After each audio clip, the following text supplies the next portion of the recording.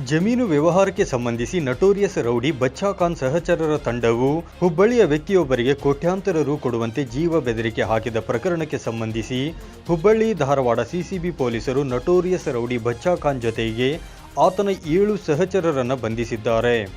ಹೌದು, ಜಮೀನು ವ್ಯವಹಾರಕ್ಕೆ ಸಂಬಂಧಿಸಿದಂತೆ ಖರೀದಿದಾರರು ಹಾಗೂ ಮಾರಾಟಗಾರರ ನಡುವೆ ವಿವಾದ ಉಂಟಾದ ಹಿನ್ನೆಲೆಯಲ್ಲಿ ಬಚ್ಚಾ ಖಾನ್ ಸಹಚರರ ತಂಡವು ಜಮೀನು ಮಾರಾಟಗಾರರಿಗೆ ಕೋಟ್ಯಾಂತರ ರು ಕೊಡುವಂತೆ ನಿರಂತರವಾಗಿ ಕರೆಗಳನ್ನು ಮಾಡಿ ಜೀವ ಬೆದರಿಕೆ ಹಾಕುತ್ತಿದ್ದರು. ಈ ಪ್ರಕರಣಕ್ಕೆ ಸಂಬಂಧಿಸಿದಂತೆ ಜಮೀನು ಮಾಲೀಕರು ಸಿಸಿಬಿ ಪೊಲೀಸ್ ಠಾಣೆಗೆ ದೂರು ಸಲ್ಲಿಸಿದ್ದರು. ಈ ಹಿನ್ನೆಲೆ ಕಾರ್ಯಾಚರಣೆ ನಡೆಸಿದ ಪೊಲೀಸರು ಬಚ್ಚಾ ಖಾನ್ನ ಸಹಚರರಾದ ಹುಬ್ಬಳ್ಳಿ ಧಾರವಾಡದ 7 ಜನರನ್ನು ಬಂಧಿಸಲಾಗಿದ್ದು, ಬೆಂಗಳೂರಿನಲ್ಲಿ ಪ್ರಮುಖ ಆರೋಪಿ ಬಚ್ಚಾ ಖಾನ್ನನ್ನು ಸಹ ವಶಕ್ಕೆ ಪಡೆದು ಹೆಚ್ಚಿನ ಮಾಹಿತಿ ಕಲೆ ಹಾಕಲಾಗುತ್ತಿದೆ ಎಂದು ಹುಬ್ಬಳ್ಳಿ ಧಾರವಾಡ ಪೊಲೀಸ್ ಆಯುಕ್ತ ಎನ್ ಶಶಿಕುಮಾರ್ ಸುದ್ದಿಗಾರರಿಗೆ ತಿಳಿಸಿದರು. ಹುಬ್ಬಳ್ಳಿ ಧಾರವಾಡ ಕಮಿಷನರೇಟ್ ವ್ಯಾಪ್ತಿಯ ಪೊಲೀಸ್ ಠಾಣೆಯೊಂದರಲ್ಲಿ ಕಳೆದ ತಿಂಗಳು 18ನೇ ತಾರೀಕಿಂದ 20ನೇ ತಾರೀಕು ನಡುವೆ ಮಂಟೂರು ಗ್ರಾಮದ ಒಬ್ಬ ವ್ಯಕ್ತಿ ಹುಬ್ಬಳ್ಳಿ ಧಾರವಾಡ ಕಮಿಷನರೇಟ್ ವ್ಯಾಪ್ತಿಯಲ್ಲಿ ಇದ್ದಂಥ ಸಂದರ್ಭದಲ್ಲಿ ಸುಮಾರು ಸರಿ ಕರೆ ಬಂದಿದೆ. ಕರೆ ಬಂದುಬಿಟ್ಟು ಅವನಿಗೆ ಬೆದರಿಕೆ ಹಾಕಲಾಗಿದೆ. ಬೆದರಿಕೆ ಹಾಕಿದಂಥ ಸಂದರ್ಭದಲ್ಲಿ ಅವನು ಒಂದು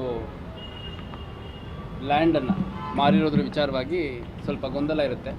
ಫೈನಾನ್ಷಿಯಲ್ ಟ್ರಾನ್ಸಾಕ್ಷನ್ ಕಂಪ್ಲೀಟ್ ಆಗಿಲ್ಲ ಅಂತಂದು ಸಂಬಂಧಪಟ್ಟವ್ರ ಹತ್ರ ಅವನು ಹೋಗುವಂಥದ್ದು, ಭೇಟಿ ಮಾಡುವಂಥದ್ದು, ರಿಕ್ವೆಸ್ಟ್ ಮಾಡುವಂಥದ್ದು ಮಾಡ್ತಾ ಇರ್ತಾನೆ. ಅದರ ಹಿನ್ನೆಲೆಯಲ್ಲಿ ಒಂದು 2 ನಂಬರಿಂದ ಬೇರೆ ಬೇರೆ ಸಮಯದಲ್ಲಿ ಸಾಕಷ್ಟು ಕರೆಗಳು ಬಂದಿದ್ದಾವೆ. ಆ ಕರೆಗಳು ಬಂದು ಥ್ರೆಟನ್ ಮಾಡಿರುವಂಥದ್ದು, ಲೈಫ್ ಥ್ರೆಟ್ ಮಾಡಿರುವಂಥದ್ದು, ಮತ್ತು ಅವ್ರ ಕುಟುಂಬ ಸದಸ್ಯರ ಚಲನವಲನದ ಬಗ್ಗೆ ಮಾಹಿತಿಯನ್ನು ಹೇಳಿರುವಂಥದ್ದು, ಅವನ ಮನೆ ಮತ್ತು ಯಾವ ಥರ ಗಾಡಿ ಉಪಯೋಗಿಸ್ತಾರೆ, ಯಾರ ಜೊತೆ ಓಡಾಡ್ತಾರೆ, ಅದೆಲ್ಲದನ್ನು ಅವನು ಹೇಳಿಬಿಟ್ಟು ಲೈಫ್ ಥ್ರೆಟ್ ಕೊಟ್ಟಿರುವಂಥದ್ದು ಮತ್ತು ಹಣಕ್ಕೆ ಡಿಮ್ಯಾಂಡ್ ಮಾಡಿರುವಂಥದ್ದು.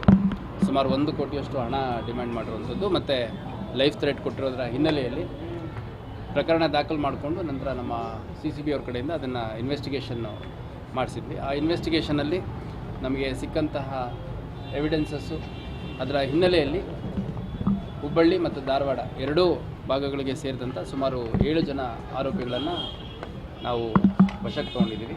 ಇನ್ನು ಬಚ್ಚಾ ಖಾನ್ ಮೇಲೆ ಧಾರವಾಡದ ಫ್ರೂಟ್ ಇರ್ಫಾನ್ ಕೊಲೆಗೆ ಸಂಬಂಧಿಸಿ ಹಳೆ ಹುಬ್ಬಳ್ಳಿ ಠಾಣೆಯಲ್ಲಿ ಪ್ರಕರಣ ದಾಖಲಾಗಿತ್ತು.